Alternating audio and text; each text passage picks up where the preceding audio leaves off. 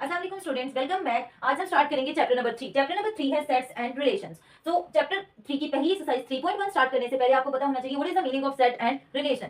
Okay, set क्या है? जब हम मैथ्स में बात करते हैं तो basically set is a collection of all distinct objects. Clear? Collection of distinct objects. Collection तो कोई भी हो सकती है, but distinct mean what?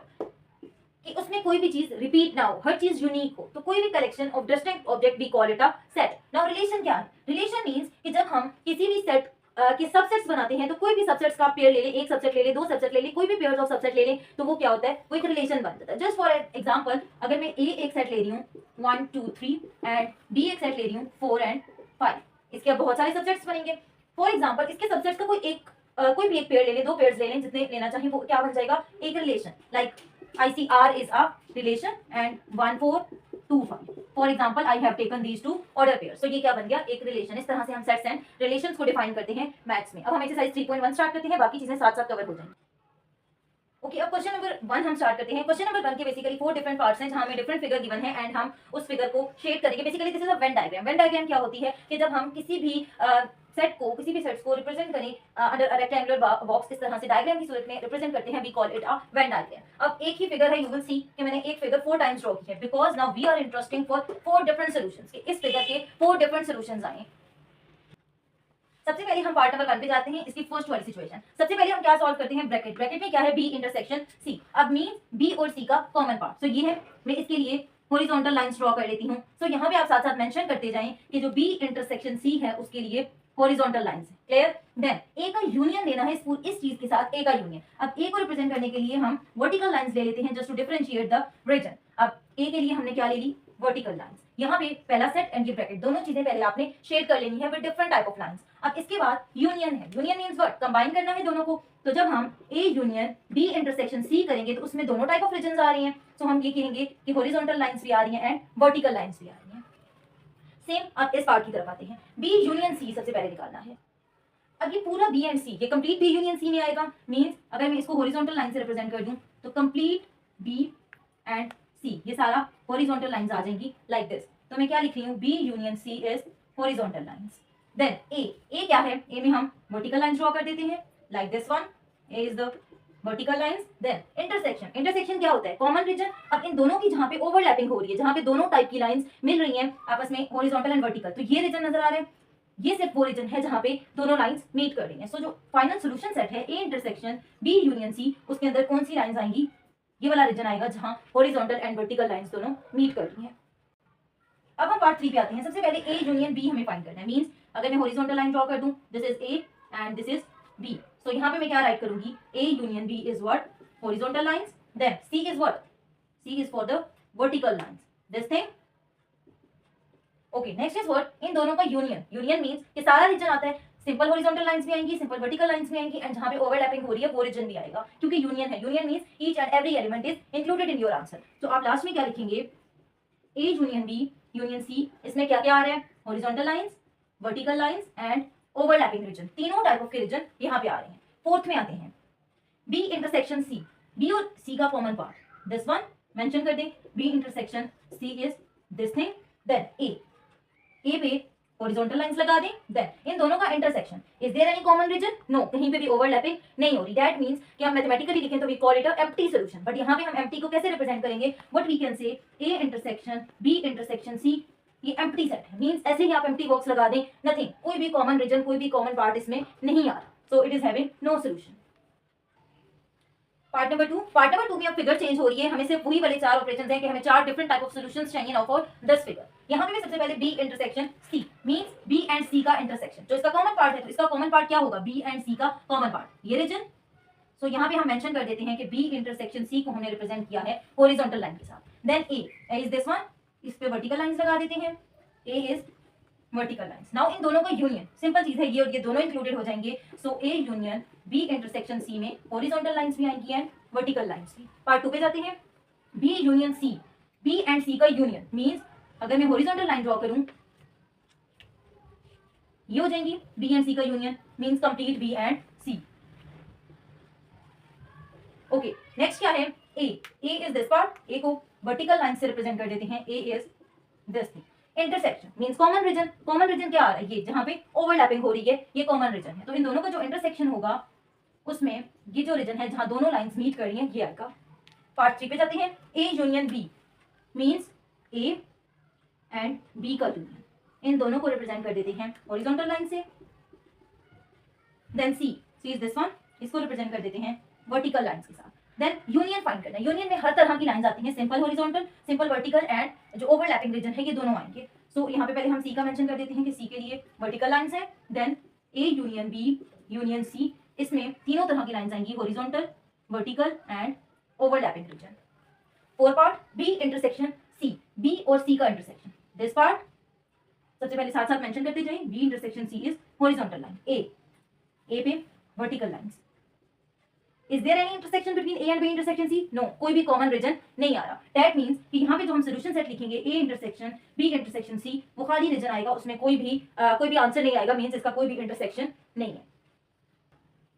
Now part number 3, basically figure number 3, B intersection C means the common region of B and C. तो ये वाला common reason आ रहा है। जस्ट थर्ड फिगर जो है, थर्ड में बेसिकली हम क्या करेंगे, ये हमें सबसे पहले फाइंड करना है B intersection C means B and C का कॉमन रीजन। सो ये वाला रीजन आ जाएगा overlapping region B and C का। सो सबसे पहले हम लिख देते हैं बी इंटरसेक्शन सी। इसके लिए मैंने इस तरह की लाइंस यूज की हैं, यही lines as it is draw करनी है। देन ए के लिए कोई भी लाइंस ड्रॉ कर लें, सिंपली स्ट्रेट लाइन ड्रॉ कर लें लाइक दिस।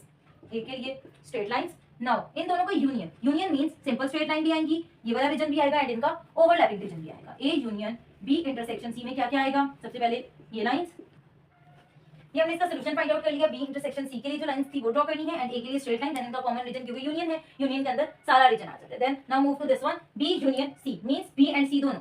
सो सारा जो बी एंड सी का पार्ट है उसको शेड कर देना है like this one, straight lines, horizontal lines. So B union C is what, horizontal lines. A is vertical lines. इनका intersection means common region, common region just वो आएगा जहां पे ये ओवरलैपिंग हो रही है। So A intersection B union C में ओवरलैपिंग रीजन आ रहा है। Now third, A union B, A and B का यूनियन मींस ये वाला सारा रीजन जहां ए एंड बी आ रहा है like this. So A union B is what, horizontal lines. Then C is the vertical lines. इन दोनों का यूनियन, अगेन यूनियन में सारा रीजन आ जाता है, हॉरिजॉन्टल लाइंस भी आएंगी, वर्टिकल भी एंड ओवरलैपिंग रीजन भी।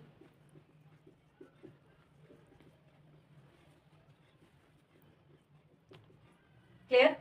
Next part, B intersection C means B और सी का इंटरसेक्शन, बी एंड सी का ओवरलैपिंग रीजन। सो बेसिकली जहां पे बी एंड सी दोनों ओवरलैप हो रहे हैं वो कौन सा रीजन बनेगा, एक तो ये रीजन बनेगा, इस तरह की मैं लाइन ड्रॉ कर रही हूँ, एंड ये रीजन भी बनेगा, यहाँ पे भी बी एंड सी ओवरलैप हो रहे हैं। सो ये बेसिकली बी एंड सी का ओवरलैपिंग रीजन है। बी इंटरसेक्शन सी के लिए ये वाली लाइंस है। देन ए के लिए horizontal lines, sorry vertical lines. Then क्या फाइंड करना है, इंटरसेक्शन। इंटरसेक्शन में जस्ट कॉमन लाइंस आती हैं, ओवरलैपिंग रीजन आता है, तो ये जस्ट जो ओवरलैपिंग रीजन है A intersection B intersection C का, जस्ट ये ओवरलैपिंग रीजन है। That's it. क्वेश्चन नंबर 2 में हमें x y z तीनों सेट्स गिवन है। हमने क्या करना है, इनका सॉल्यूशन फाइंड करना है, basically x union y union z with the help of Venn diagram. सबसे पहले हमें इन सेट्स को देखना है, आर दे डिसजॉइंट और ओवरलैपिंग, ताकि हम उसके अकॉर्डिंगली सबसे पहले इनकी वेन डायग्राम ड्रॉ कर दें, उसके बाद हम शेडिंग करेंगे इसमें। A, C एंड E ये इसके अंदर भी एलिमेंट्स आ रही हैं, means what we can say y is the subset of. Okay, so हम यहाँ से हमें क्या पता चला कि A, C and E basically जो y के एलिमेंट्स हैं ये x में भी इंक्लूडेड है, so y is a subset of x। Then इसका कोई भी एलिमेंट किसी और सेट के अंदर नहीं आ रहा तो ये सेपरेट होगा, ये बेसिकली x सेट है, ये y है and this is the z set. Clear? अब हमने इसके बाद x यूनियन y, सबसे पहले ब्रैकेट सॉल्व करनी है, x union y। x union y means what, ये पूरा x यूनियन y पूरा रीजन। सो मैं इसको हाईलाइट कर देती हूँ इसके साथ। देन यूनियन z मतलब इसके साथ z का भी यूनियन, z के यूनियन को हम डिफरेंट शेडिंग दे देते हैं, vertical lines. So final answer क्या होगा, x union y union z means कि x यूनियन y वाला रीजन भी आएगा, z वाला रीजन भी आएगा। तो ये दोनों जो रीजन्स हैं ये बेसिकली आपका सॉल्यूशन सेट होंगे। जैसे कि अगर मैं यहाँ पे लिख दूं तो ये वाली शेडिंग प्लस ये वाली शेडिंग दोनों इसका आंसर होंगे, ये रीजन भी एंड ये रीजन भी। नेक्स्ट पार्ट नंबर 2 है। पार्ट नंबर 2 में फिगर हमारी वही रहेगी, y यूनियन z। सबसे पहले हमें इसका यूनियन फाइंड करना है, ये y है एंड ये z है। सो y यूनियन z में ये y वाले भी एलिमेंट्स आएंगे एंड z के एलिमेंट्स भी आएंगे। ओके, नेक्स्ट क्या है, x भी इसके साथ लेना है, x यूनियन। सो x क्या है, x ये पूरा सेट है, so this is like this. अब हम फाइनल अगर सॉल्यूशन सेट की बात करें तो यूनियन है। ओके, नेक्स्ट अब हमने अगर हम यूनियन को देखें तो यहाँ पे वर्टिकल रीजन भी आ रहा है, वर्टिकल लाइंस भी, हॉरिजॉन्टल लाइंस भी एंड ओवरलैपिंग रीजन भी, तीनों आ रही हैं। सो इसके सॉल्यूशन में horizontal lines, vertical lines and overlapping region तीनों चीजें इंक्लूडेड है। Okay next part number 3। Part number 3 में हमने सबसे पहले x इंटरसेक्शन y फाइंड करना है, means the common region of x and y। So ये आएगा common region x and y का। सो नेक्स्ट z को हम कैसे सबसे पहले x इंटरसेक्शन y को हमने लोकेट कर लिया, जो कि हमने क्या कहा कि ये x इंटरसेक्शन y है horizontal lines, then z is the vertical line. उसके बाद फाइंड करना है इनका intersection. Intersection means common region. इन दोनों के बीच में क्या कोई कॉमन रीजन, ओवरलैपिंग रीजन आ रहा है? नो, दैट मींस कि इसका इंटरसेक्शन बेसिकली क्या है, एम्प्टी सेट है। इसके इंटरसेक्शन में कोई भी चीज नहीं आती, एम्प्टी सेट आता है। Now we will start next part में सबसे पहले हमने हाईलाइट करना है y इंटरसेक्शन z को। y and z, is there any intersection between y and z? No, कोई भी कॉमन रीजन नहीं है, तो हम कुछ भी हाईलाइट नहीं करेंगे। देन x को हाईलाइट कर देना है। x ये पूरा सेट है, अगर हम x को वर्टिकल लाइन से हाईलाइट करें तो then intersection y intersection z means nothing, कोई भी कॉमन पार्ट इसमें नहीं आ रहा। सो उसका x के साथ कोई भी इंटरसेक्शन नहीं होगा, बिकॉज जब ये सेट एम्प्टी है तो इसका x के साथ इंटरसेक्शन भी एम्प्टी होगा। सो एज अ रिजल्ट इसका सोल्यूशन सेट भी एम्प्टी ही होगा। नेक्स्ट पार्ट में सबसे पहले हमने हाईलाइट करना है x यूनियन y को। ये मैंने हॉरिजॉन्टल लाइन से वर्टिकल लाइन से x यूनियन y को हाईलाइट कर दिया। देन z को मैं हाईलाइट कर दूंगी इन लाइन से। दैट मींस इनके बीच में कोई भी कॉमन रीजन नहीं आ रहा। इंटरसेक्शन फाइंड करना है, there is no intersection between these two, so solution set empty होगा। इसमें एक चीज का ख्याल रखना है आप लोगों ने कि जो भी आंसर आएगा, your answer should be in Venn diagram. मैं यहाँ से एक्सप्लेन कर रही हूँ, जब आप फाइनल आंसर लिखेंगे तो आंसर में आपने ये वेन डायग्राम ड्रॉ करके अगर कोई हाईलाइटेड पार्ट है तो उसको शो करना है कि this is my solution set. It's better कि आप अगर 2 बार वेन डायग्राम्स बना ले तो भी बेटर है। अब यहाँ पे कुछ भी नहीं है, so there is no need to highlight it. आप ये तो मैं सिर्फ समझा रही हूँ कि कोई कॉमन रीजन नहीं आ रहा। एट लास्ट आप बना सकते हैं कि there is no common region, तो मीन्स कि जो आपकी सोल्यूशन सेट की डायग्राम बनेगी उसमें कुछ भी शेड नहीं होगा, कोई कॉमन रीजन नहीं आ रहा। इसका जो बेसिकली आंसर आ रहा है वो एम्प्टी आ रहा है, means no region is shaded of this solution set. ये लास्ट पार्ट है इस क्वेश्चन का। यहाँ पे हमने क्या करना है, सबसे पहले हाईलाइट करना है x इंटरसेक्शन y। तो ये कॉमन रीजन आ रहा है x और y का इंटरसेक्शन, क्योंकि ये x एंड ये y है, तो इसको मैंने लाइन से रिप्रेजेंट कर दिया। देन z के लिए ये लाइंस यूज कर ली। अब आपने बेसिकली यूनियन बताना है, तो जो आपका आंसर आएगा उसमें ये एंड ये वाला पार्ट दोनों शेडेड होंगे। यहाँ मैं जस्ट लाइन से रिप्रेजेंट कर लेती हूँ कि ये वाला एंड ये वाला दोनों पार्ट शेडेड होंगे। ये दोनों चीजें आएंगी आपके सोल्यूशन सेट में। इन सिंपल ये कि जब आप इसका सोल्यूशन सेट के लिए वेन डायग्राम ड्रॉ करेंगे तो आपने ये वाला पार्ट शेडेड रखना है। You must have to mention that thing कि ये वाली चीजें शेडेड हैं, ये वाला रीजन आपके इस क्वेश्चन का सोल्यूशन है। एंड अगर कहीं पे एम्प्टी सेट आ रहा है, दैट मीन्स कि कोई रीजन शेड नहीं हो रहा। तो आप जो फाइनल सोल्यूशन सेट बनाएंगे उसमें आप मेंशन करेंगे कि नो रीजन इज शेडेड। आपने अगर इस तरह से छोड़ दिए जैसे इंटरसेक्शन के केस में, तो दोनों आंसर्स नहीं आते। लास्ट में आपने इस तरह से मेंशन करने के बाद वेन डायग्राम भी ड्रॉ करनी है कि ये मेरे सोल्यूशन सेट की वेन डायग्राम है। This is a Venn diagram for the procedure. Solution set के लिए आपने वेन डायग्राम फाइनल जो आंसर आता है उसके अकॉर्डिंगली आपने इन दोनों को कंबाइन करके जो वेन डायग्राम बनती है वो आपने मस्ट ड्रॉ करनी है। Okay, and that's over for today. Next इसका हम पार्ट नंबर 2 करेंगे, जिसमें हम बाकी स्टार्ट करेंगे remaining questions of exercise 3.1। And thanks for watching. इस तरह की मजीद वीडियोस देखने के लिए मेरा चैनल लाइक एंड सब्सक्राइब करें।